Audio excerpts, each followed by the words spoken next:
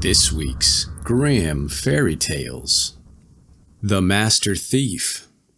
One day an old man and his wife were sitting in front of a miserable house, resting a while from their work. Suddenly a splendid carriage with 4 black horses came driving up, and a richly dressed man descended from it. The peasant stood up, went to the great man, and asked what he wanted, and in what way he could be useful to him. The stranger stretched out his hand to the old man and said, "I want nothing but to enjoy for once a country dish. Cook me some potatoes in the way you always have them, and then I will sit down at your table and eat them with pleasure." The peasant smiled and said, "You are a count or a prince, or perhaps even a duke. Noble gentlemen often have such fancies. But you shall have your wish." The wife went into the kitchen and began to wash and rub the potatoes, and to make them into balls, as they are eaten by the country folks. While she was busy with this work, the peasant said to the stranger, "Come into my garden with me for a while. I have still something to do there." He had dug some holes in the garden, and now wanted to plant some trees in them. "Have you no children?" asked the stranger, "who could help you with your work?" "No," answered the peasant. "I had a son, it is true, but it is long since he went out into the world. He was a ne'er-do-well, sharp and knowing, but he would learn nothing, and I was full of bad tricks. At last he ran away from me, and since then I have heard nothing of him." The old man took a young tree, put it in a hole, drove in a post beside it, and when he had shoveled in some earth and had trampled it firmly down, he tied the stem of the tree above, below, and in the middle, fast to the post by a rope of straw. "But tell me," said the stranger, "why you don't tie that crooked knotted tree which is lying on the corner there, bent down almost to the ground, to a post also, that it may grow straight as well as these."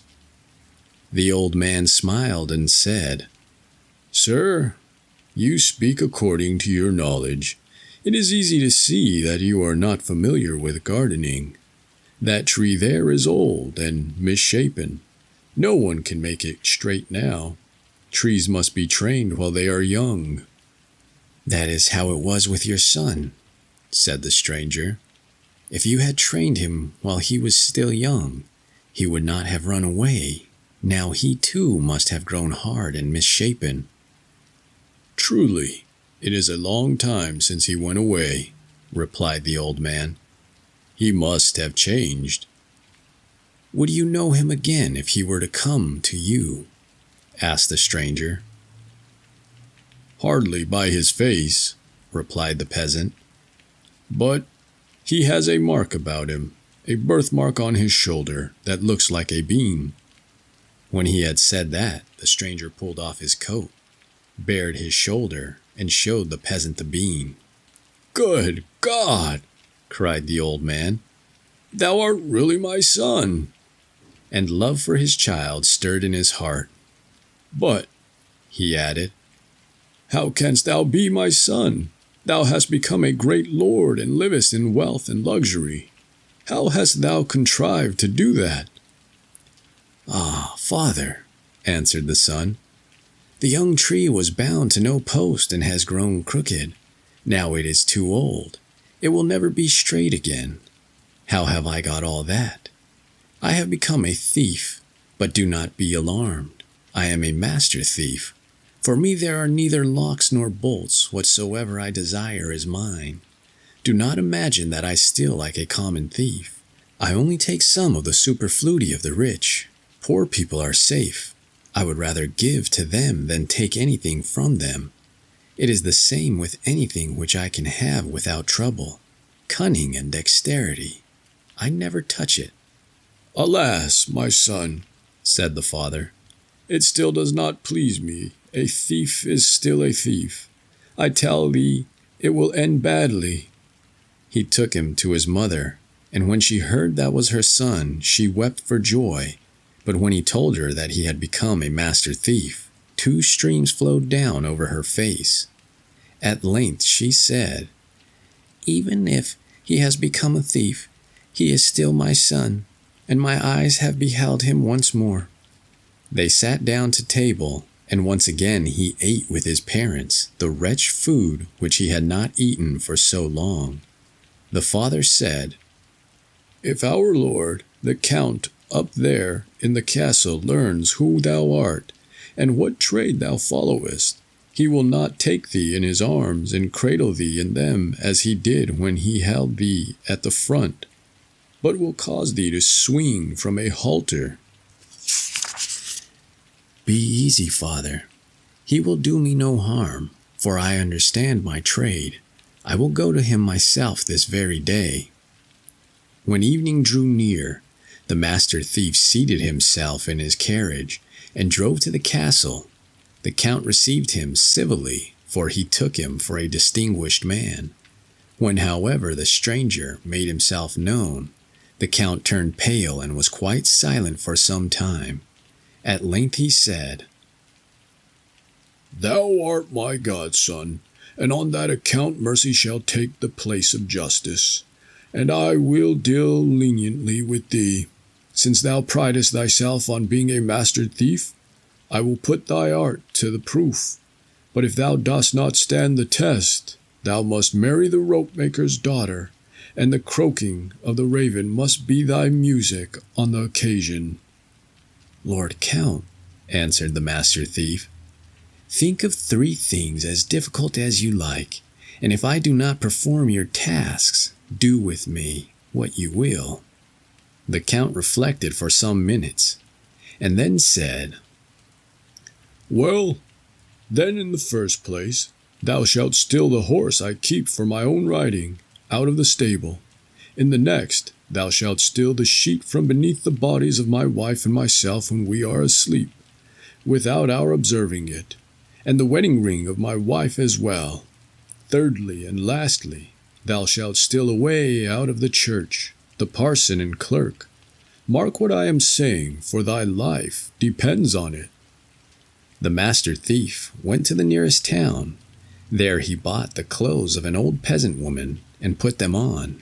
Then he stained his face brown and painted wrinkles on it as well, so that no one could have recognized him. Then he filled a small cask with old, hungry wine, in which was mixed a powerful sleeping drink. He put the cask in a basket, which he took on his back, and walked with slow and tottering steps to the Count's castle. It was already dark when he arrived. He sat down on a stone in the courtyard and began to cough, like an asthmatic old woman, and to rub his hands as if he were cold. In front of the door of the stable some soldiers were lying round a fire. One of them observed the woman, and called out to her, "Come nearer, old mother, and warm thyself beside us. After all, thou hast no bed for the night, and must take one where thou canst find it." The old woman tottered up to them, begged them to lift the basket from her back, and sat down beside them at the fire. "What hast thou got in thy little cask, old lady?" asked one. "A good mouthful of wine," she answered. "I live by trade, for money and fair words. I am quite ready to let you have a glass." "Let us have it here, then," said the soldier. And when he had tasted one glass, he said, "When wine is good, I like another glass," and had another poured out for himself, and the rest followed his example. "Hello, comrades!" cried one of them to those who were in the stable. "Here is an old goody, who has wine that is as old as herself. Take a draught. It will warm your stomachs far better than our fire." The old woman carried her cask into the stable. One of the soldiers had seated himself on the saddled, riding horse. Another held its bridle in his hand. A third had laid hold of its tail. She poured out as much as they wanted until the spring ran dry. It was not long before the bridle fell from the hand of the one, and he fell down and began to snore. The other left hold of the tail, lay down and snored still louder.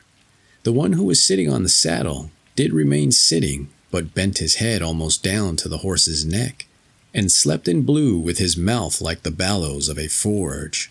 The soldiers outside had already been asleep for a long time, and were lying on the ground motionless as if dead. When the master thief saw that he had succeeded, he gave the first a rope in his hand instead of the bridle, and the other who had been holding the tail a wisp of straw. But what was he to do with the one who was sitting on the horse's back? He did not want to throw him down, for he might have awakened and have uttered a cry. He had a good idea. He unbuckled the girth of the saddle, tied a couple of ropes which were hanging to a ring on the wall fast to the saddle, and drew the sleeping rider up into the air on it. Then he twisted the rope round the posts and made it fast. He soon unloosened the horse from the chain, but if he had ridden over the stony pavement of the yard, they would have heard the noise in the castle. So he wrapped the horse's hooves in old rags, led him carefully out, leapt upon him, and galloped off. When day broke, the master galloped to the castle on the stolen horse. The count had just got up, and was looking out the window. "Good morning, Sir Count," he cried to him. "Here is the horse which I have got safely out of the stable. Just look, how beautiful your soldiers are lying there sleeping. And if you will but go into the stable, you will see how comfortable your watchers have made it for themselves." The count could not help laughing. Then he said, "For once thou hast succeeded, but things won't go so well the second time, and I warn thee that if thou comest before me as a thief, I will handle thee as I would a thief." When the countess went to bed that night, she closed her hand with the wedding ring tightly together, and the count said, "All the doors are locked and bolted. I will keep awake and wait for the thief, but if he gets in by window, I will shoot him." The master thief, however, went in the dark to the gallows, cut a poor sinner who was hanging there down from the halter, and carried him on his back to the castle. Then he set a ladder up to the bedroom, put the dead body on his shoulders, and began to climb up. When he had got so high that the head of the dead man showed at the window, the count, who was watching in his bed, fired a pistol at him, and immediately the master let the poor sinner fall down, and hid himself in one corner. The night was sufficiently lighted by the moon for the master to see distinctly how the count got out of the window onto the ladder, came down, carried the dead body into the garden, and began to dig a hole in which to lay it. "Now," thought the thief, "the favorable moment has come," stole nimbly out of his corner, and climbed up the ladder straight into the countess's bedroom. "Dear wife," he began in the count's voice, "the thief is dead, but after all he is my godson, and has been more of a scapegrace than a villain. I will not put him to open shame. Besides, I am sorry for the parents. I will bury him myself before daybreak, in the garden, that the thing may not be known. So give me the sheet. I will wrap up the body in it, and bury him as a dog buries things by scratching." The countess gave him the sheet. "I tell you what," continued the thief, "I have a fit of magnanimity on me. Give me the ring too. The unhappy man risked his life for it, so he may take it with him into his grave." She would not gainsay the count, and although she did it unwillingly, she drew the ring from her finger and gave it to him. The thief made off with both these things, and reached home safely before the count in the garden had finished his work of burying. What a long face the count did pull when the master came next morning, and brought him the sheet and the ring. "Art thou a wizard," said he, "who has fetched thee out of the grave in which I myself laid thee, and brought thee to life again?" "You did not bury me," said the thief, "but the poor sinner on the gallows." And he told him exactly how everything had happened, and the count was forced to own to him that he was a clever, crafty thief. "But thou hast not reached the end yet," he added. "Thou hast still to perform the third task, and if thou dost not succeed in that, all is of no use." The master smiled and returned no answer. When night had fallen, he went with a long sack on his back, a bundle under his arms, and a lantern in his hand to the village church. In the sack he had some crabs, and in the bundle short wax candles. He sat down in the churchyard, took out a crab, and stuck a wax candle on his back. Then he lighted the little light, put the crab on the ground, and let it creep about. He took a second out of the sack, and treated it in the same way, and so on until the last was out of the sack. Hereupon he put on a long black garment that looked like a monk's cowl, and stuck a gray beard on his chin. When at last he was quite unrecognizable, he took the sack in which the crabs had been, went into the church, and ascended the pulpit. The clock in the tower was just striking 12. When the last stroke had sounded, he cried with a loud and piercing voice, "Hearken, sinful men, the end of all things has come. The last day is at hand. Hearken, hearken. Whosoever wishes to go to heaven with me must creep into the sack. I am Peter, who opens and shuts the gate of heaven. Behold how the dead outside there in the churchyard are wandering about collecting their bones. Come, come, and creep into the sack. The world is about to be destroyed." The cry echoed through the whole village. The parson and clerk who lived nearest to the church heard it first. And when they saw the lights which were moving about the churchyard, they observed that something unusual was going on, and went into the church. They listened to the sermon for a while, and then the clerk nudged the parson and said, "It would not be amiss if we were to use the opportunity together, and before the dawning of the last day, find an easy way of getting to heaven." "To tell the truth," answered the parson, "that is what I myself have been thinking. So if you are inclined, we will set out on our way."